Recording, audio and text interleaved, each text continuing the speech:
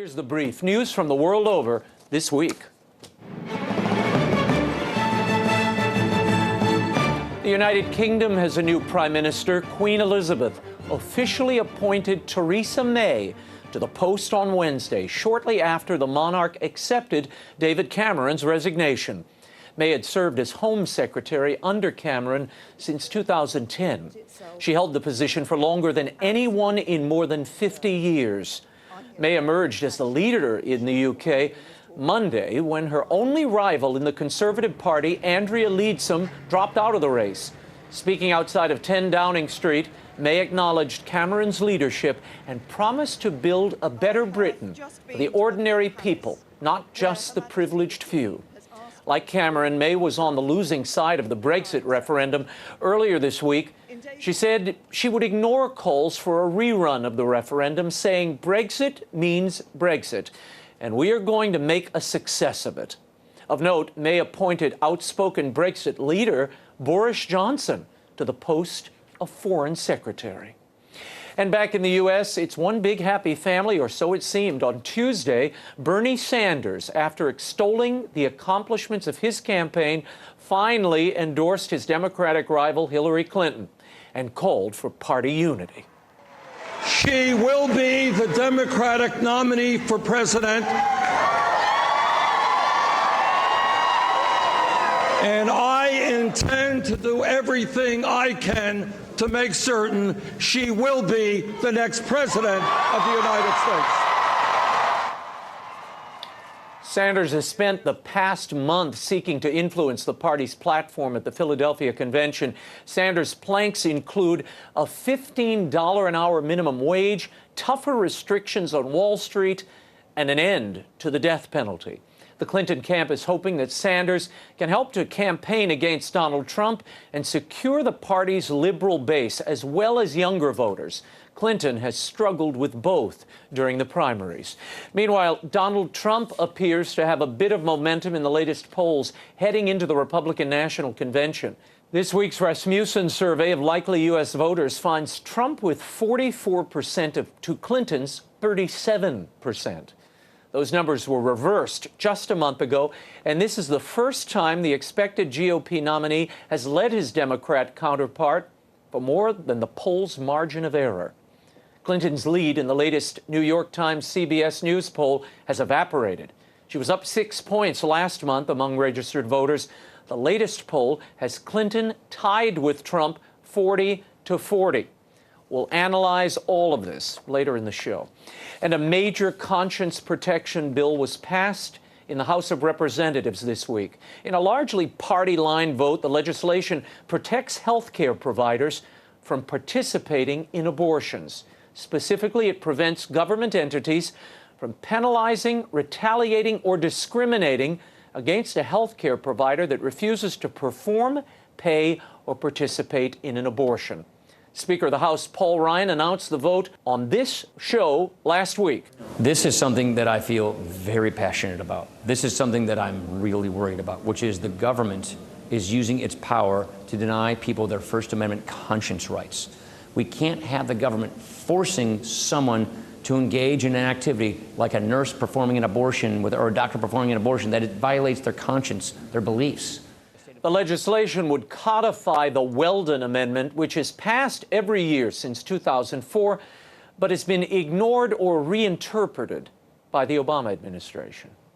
And a new liturgical war appears to be brewing. The Holy See press officer, Father Lombardi, said this week that there will be no Vatican directive instructing priests to celebrate Mass ad orientem, that is, facing the altar, away from the people. The clarification comes after Cardinal Robert Sarah, prefect of the Congregation for Divine Worship, made an appeal last week while speaking in London.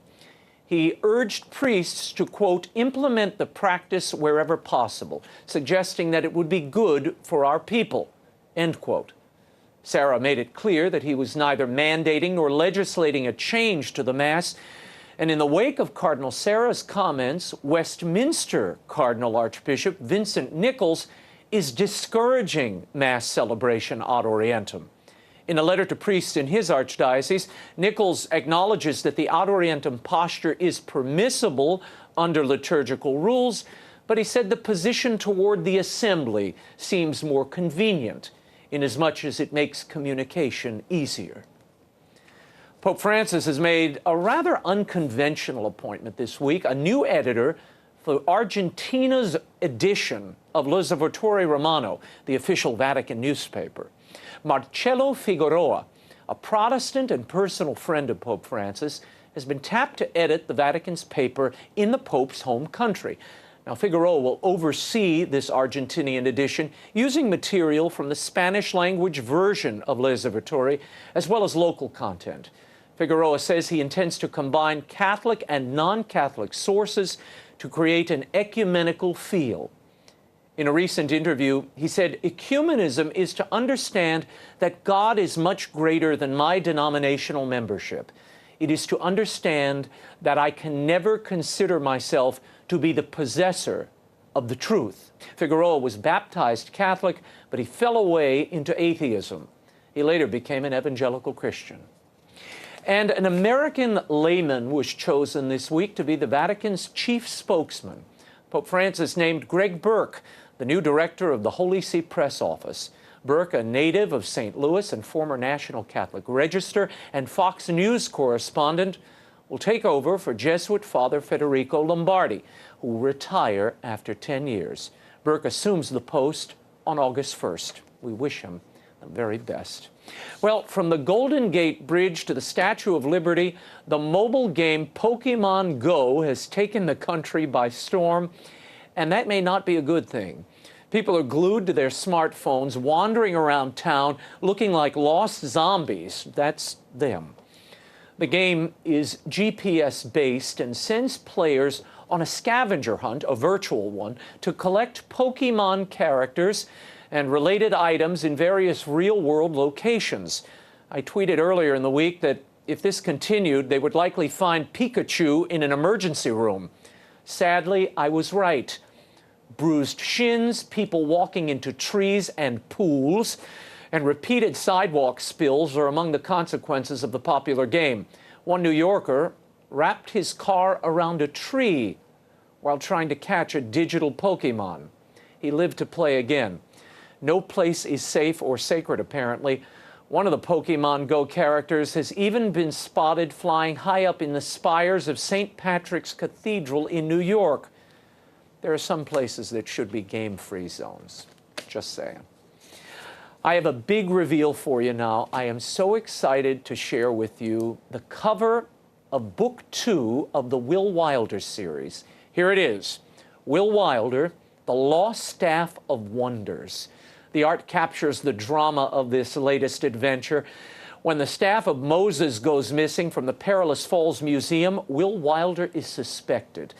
Soon plagues start hitting his town, and it's up to Will, his friends, and his great-aunt Lucille to locate the staff before time runs out for all of them. It hits stores on March 7th, 2017, but you can pre-order it now at Amazon.com, EWTNRC.com, Barnes & Noble, wherever books are sold. I want to thank all of you who've read Will Wilder's first adventure, and if you haven't, what are you waiting for? Catch up. I want you to read the whole story. It's better to read the first and then read the second one. I can't wait for you all to read this latest adventure. And if you are in Orange County, California, or Southern California, come see me at the Christ Cathedral's Freed Theater on August 6th. I'll be signing and doing a talk. Details and a link to tickets are at RaymondArroyo.com. It'll be a fun time. Just scroll down to the bottom of the website. Looking forward to seeing you all.